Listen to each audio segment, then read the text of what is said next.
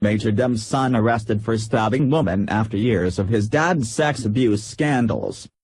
The Democrat Party seems to be self-imploding with all their scandalous secrets coming out they've been desperate to hide for decades. The party of perverts is no longer getting away with sexually abusing people, a practice so many of them seem to have enjoyed for years.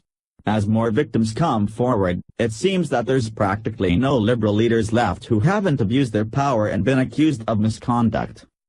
Everything is coming crashing down around them, especially for the longest-serving active member of Congress.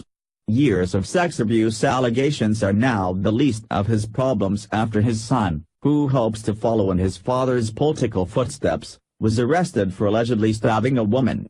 However, this horrific crime may not stop him from continuing down this career path as he hopes to replace his father. Democrats in his very liberal city don't seem to mind that he's been accused of this crime, proving that the party is completely morally bankrupt as much as the city he calls home is. Michigan Representative John Conyers has created quite the salacious legacy for himself, and it seems his son, John Conyers III, shares his propensity to being caught up in really seedy scandals.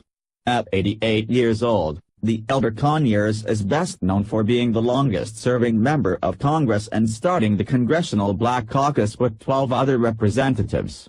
He's also a notorious race baiter who has pushed for reparations, while also allegedly sexually abusing women, according to a November 20 story by BuzzFeed about the numerous allegations against him.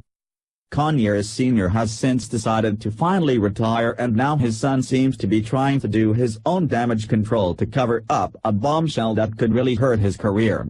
Conyers Jr. is using the skills his father taught him to deflect from scandals brought against him after he was accused of stabbing his girlfriend in February.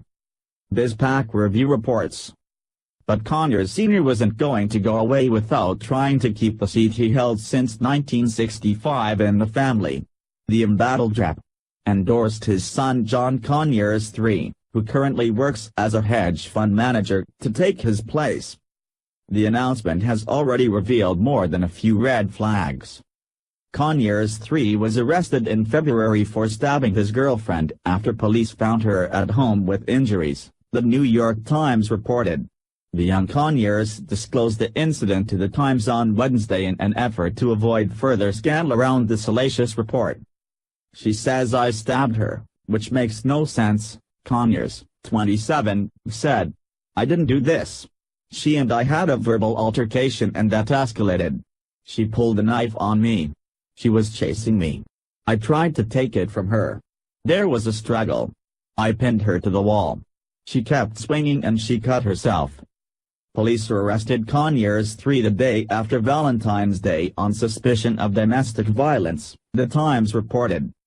The Los Angeles District Attorney's Office eventually dropped the charges, but the girlfriend obtained a restraining order against Conyers that will remain until March 2018, according to the Times.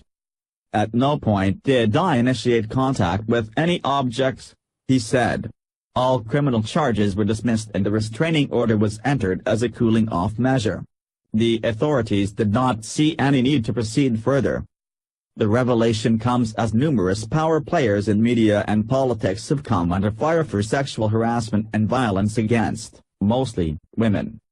Conyers III spoke about the incident in order to get ahead of what would surely become big news as his bid to become a congressman becomes concrete.